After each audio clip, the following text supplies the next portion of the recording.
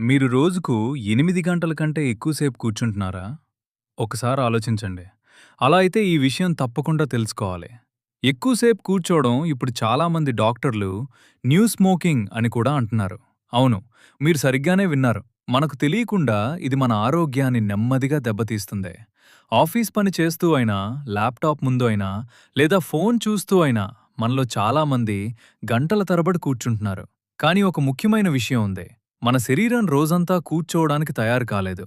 మన శరీరం కదలటానికి తయారైంది. ఎక్కువసేపు కూర్చుంటే మన మసిల్స్ పని తగ్గిపోతాయి.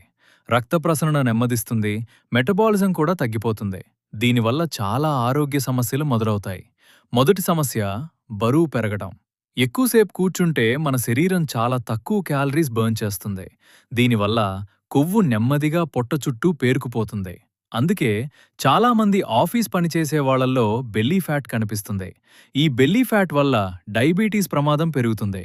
హార్ట్ డిజీజ్ ప్రమాదం కూడా పెరుగుతుంది. ఇంకో పెద్ద సమస్య గుండె సంబంధిత వ్యాధులు.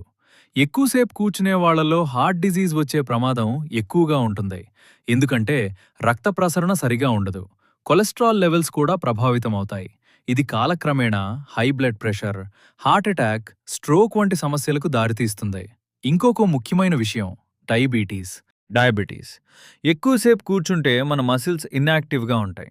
దీనివల్ల మన శరీరం ఇన్సులిన్కి తక్కువగా స్పందిస్తుంది. దీన్ని ఇన్సులిన్ రెసిస్టెన్స్ అంటారు. ఇది తర్వాత డయాబెటీస్కి దారితీస్తుంది. చాలామందికి కనిపించే మరో సమస్య బ్యాక్ పెయిన్. మెడ నొప్పి, భుజం నొప్పి, నడుము నొప్పి. ఎక్కువసేపు కూర్చోవడం వల్ల స్పైన్పై ఒత్తిడి పెరుగుతుంది. పాస్చర్ సరిగా లేకపోతే ఈ సమస్యలు మరింత పెరుగుతాయి. ఇంకో ప్రమాదం కూడా ఉంది, బ్లడ్ క్లాట్స్.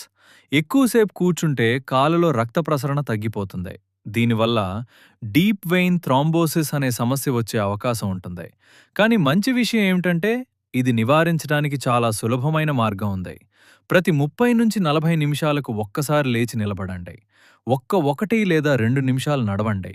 మీ కాళ్లను, మీ వెన్నును కొంచెం స్ట్రెచ్ చేయండి. ఈ చిన్న అలవాటు మీ రక్త ప్రసరణను మెరుగుపరుస్తుంది, మీ ఆరోగ్యాన్ని రక్షిస్తుంది. గుర్తుంచుకోండి, మన శరీరం రోజంతా కూర్చోవడానికి కాదు, కదలడానికి తయారైంది.